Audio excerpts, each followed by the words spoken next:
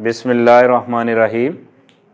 Today we will discuss about the pollution, consequences and the control. कि pollution क्या है, कैसे इसके असरात हैं और इसको कैसे हम कंट्रोल करते हैं। ठीक है जी। आजकल जो दुनिया के अंदर है पोल्यूशन एक बहुत बड़ा इशू है। ठीक है जी। तो हम वन बाय वन देखेंगे जी पोल्यूशन क्या है, उसकी टाइप्स क्या हैं, उसके क्या कंसिक्वेंसेस के असरात हैं। तो सबसे पहले पोल्यूशन होती क्या है, हर वो अनडिज़ायरेबल चेंजिंग इन्वायरमेंट के अंदर उसे हम क्या बोलते हैं, pollution in simple words. Undesirable changing किस में हो सकता है, फिजिकल, केमिकल, बायोलॉजिकल, किसके अंदर, एयर, वाटर एंड लैंड, इनके अंदर जो चेंजिंग आती है इसको हम बोलते हैं जी एयर वाइड्स, जो कि खतरात हो सकते हैं किसके लिए, लिविंग ऑर्गेनिज्म के लिए या नेचुरल रिसोर्सेज के लिए, उसको हम बोलते हैं पोल्यूशन। एयर के अंदर होगी तो एयर पोल्यूशन, वाटर के अंदर होगी तो वाटर पोल्यूशन, लैंड के अंदर होगी तो क्या होगी, लैंड पोल्यूशन। ठीक है, समझाई।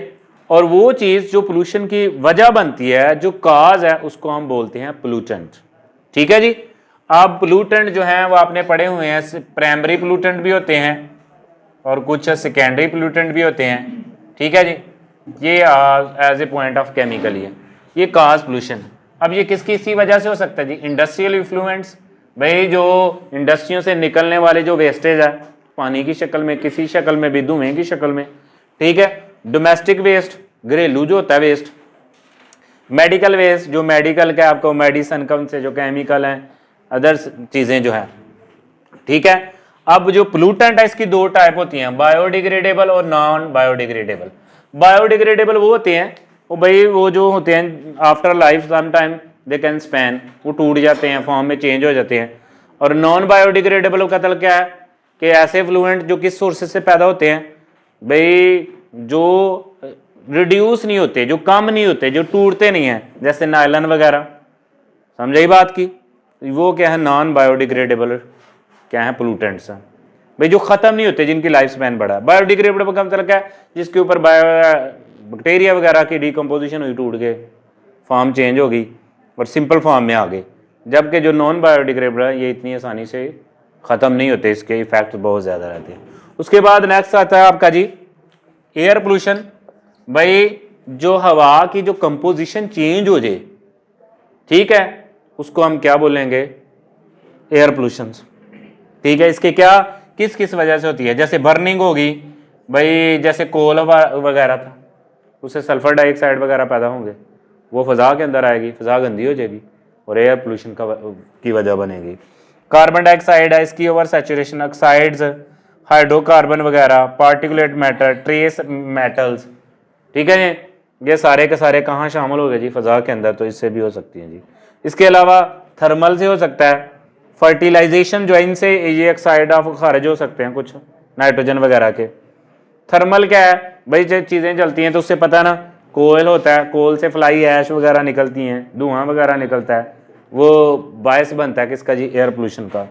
उसके अलावा टेक्सटाइल जो है, कॉटन हो गया, उसमें से डस्टिंग वगैरह निकलती है, पता है ना कॉटन में से, तो वो भी किसका बायस बनती है जी, एलर्जी वगैरह का, एयर पोल्यूशन का। ठीक है, समझाई बात की।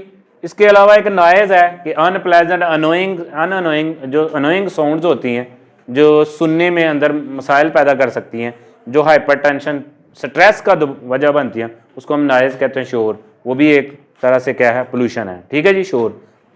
समझाई, नॉइज़ पोल्यूशन। और noise pollution is not mention here, that is related to physics. उसके अलावा इसके क्या क्या असरात हो सकते हैं और how they are formed, what they happens. अच्छा, यहाँ पे एक बात की है कि ऑक्साइड मुख्तलिफ जो होते हैं जी, सल्फर के ऑक्साइड, नाइट्रोजन के ऑक्साइड, कार्बन के ऑक्साइड, पता नहीं ये बाद में फिर एसिड रेन का बायस बनते हैं, तो इसलिए ये भी एक मेन वजूहात है किसकी जी, एयर पोल्यूशन की। इफेक्ट्स क्या हैं, इससे क्या क्या असरात हो सकते हैं जी। आप देखो जी, एक सर्वे के मुताबिक है कि हर तकरीबन आने वाले जो नेक्स्ट 100 ईयर हैं, पूरी जो अर्थ है उसका टेम्परेचर 3 डिग्री सेंटीग्रेड से 8 डिग्री सेंटीग्रेड तक हो जाएगा। ये कि अलार्मिंग कंडीशन है फॉर अर्थ के लिए। स्मोक फॉर्मेशन है, आजकल आपको पता है सर्दी है, तो सर्दियों के अंदर स्मोक बहुत ज़्यादा। स्मोक बनती कैसे है, ये मिक्सचर ऑफ गैसेज होता है, जब बहुत सी गैसों का मिक्सचर बन जाता है, ठीक है जी, उस मिक्सचर को हम बोलते हैं स्मोक। बनती कैसे है भाई, इसके अंदर स्पेशली जो हाइड्रोकार्बन है, और जब हाइड्रोकार्बन जो है और प्लस जो आपकी ये जो नाइट्रोजन ऑक्साइड है, ये जब आपस में क्या हो जाती है, कंबाइन हो जाती हैं, तो एक येलोविश कलर का ब्राउन हेज बन जाता है, ठीक है। और ये इतनी खतरनाक होती है कि इससे विजन डिस्टर्ब होती है, दिखाई नहीं देता और बहुत से एक्सीडेंट हादसात का बायस बनती है। इसके अलावा और क्या क्या कर सकती है, इससे रेस्पिरेटरी डिसऑर्डर, सांस लेने के मसाइल पैदा हो सकते हैं, एलर्जी वगैरह जैसे डस्ट एलर्जी कहते हैं वो इससे फॉर्म हो सकती है जी, ठीक है। तो ये सबसे बड़ा इसका इफेक्ट है जी स्मोक फार्मेशन। आजकल आपको पता है स्मोक बहुत ज़्यादा, लोग देखा नहीं जब वो ये जो राइस की जब करते हैं जी हार्वेस्टिंग, तो उसके बाद आग लगा देते हैं उसकी पडलिंग को, वो जो बाकियात होती हैं, तो उससे क्या होता है जी फ़ज़ा के अंदर वो जो स्मोक है उसके अंदर ये पार्टिकल मिलते हैं, पार्टिकुलेट, तो वो स्मोक का बायस बनते हैं, ठीक है। उसके अलावा एसिड्रेन है। अब एसिड्रेन आप पढ़ चुके हैं कि हमें पता है कि air pollution oxide of sulphur से भी पैदा होती है, ऑक्साइड ऑफ नाइट्रोजन से भी पैदा होती है। और जब फ़ज़ा के अंदर क्या होता है, हाई प्रेशर होता है और बारिश का पानी मिलता है, तो उसके मिलने से आपको पता है क्या बनती है जी, एसिड्रेन्स बनती है। और एसिड्रेन के you have already study consequences, क्या इफेक्ट हो सकते हैं कि बिल्डिंग को नुकसान होते हैं, प्लांट्स को नुकसान होते हैं, एनिमल्स को नुकसान होता है, ह्यूमन बीइंग को नुकसान होता है जी, ठीक है, ये चीज़ जो है। उसके अलावा ओजोन डिप्लीशन है। अब ओजोन डिप्लीशन क्या है, आपको पता है यूवी लाइट जो अल्ट्रावायलेट रेडिएशन है, जब ये क्लोरोफ्लोरोकार्बन है ये देती है, जिसके ऊपर जब यूवी लाइट बनती है तो ये जाके आपको पता है ओजोन जो लेयर है उसको जाके क्या करते हैं, उसके मालिक्यूल को तोड़ते हैं, ठीक है। जैसे क्लोरीन का एक मालिक्यूल लाखों मालिक्यूल तोड़ देता है, किसको, ओजोन के मालिक्यूल को, और ये ओजोन पतली हो रही है। और ओजोन जो है ये बेनिफिट है, अल्ट्रावायलेट रेडिएशन को ज़मीन तक नहीं आने देती, ये जो ब्लू कलर में आपको नजर आती है, ठीक है। अब इसके असरात देखे गए जी ऑस्ट्रेलिया के अंदर, न्यूजीलैंड के अंदर, वहाँ पे ओजोन होल बन गया हुआ है, पतली हो गई हुई है। और ये पता है ना आपको, ये तकरीबन 30 किलोमीटर की रेंज के अंदर पाई जाती है, ठीक है, मिड ऑफ स्ट्रेटोस्फेयर के अंदर पाई जाती है, ठीक है। ओजोन डिप्लेशन से क्या होगा, इससे फिर क्या बीमारियां फैल रही हैं। अब न्यूजीलैंड और ऑस्ट्रेलिया के अंदर जो लोग हैं उनको डिजीजेज ज़्यादा हैं, स्किन की, कैंसर की, ठीक है, स्किन कैंसर, आइज़ की बीमारियां बहुत ज़्यादा हैं as compare to the other world, क्योंकि वहाँ पे रेडिएशन बड़ी क्या है, तेज़ हैं जिसके असरात हैं, ठीक है। तो ये था हमारा एयर पोल्यूशन और इसके क्या असरात हैं, एयर पोल्यूशन कैसे पैदा होती है। उसके बाद है इसका जी कंट्रोल, हम कैसे इसको कंट्रोल कर सकते हैं। सबसे पहले एफॉरेस्टेशन। एफॉरेस्टेशन जो है ये क्या कर सकते हैं हम, समझाई बात की, न्यू फॉरेस्ट लगाना, नए जंगलात लगाओ, जैसे एग्रोफॉरेस्ट्री इसको कहते हैं, समझाई बात की।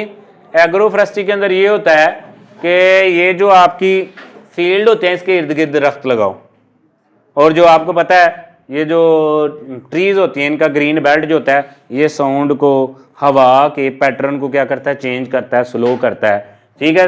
तो जंगलात का लगाना भी जो है ये भी एक बहुत बड़ा है कि इसके जरिए क्या हो सकता है आपका जी, जो आपकी एयर पोल्यूशन उसको कंट्रोल किया जा सकता है, ठीक है।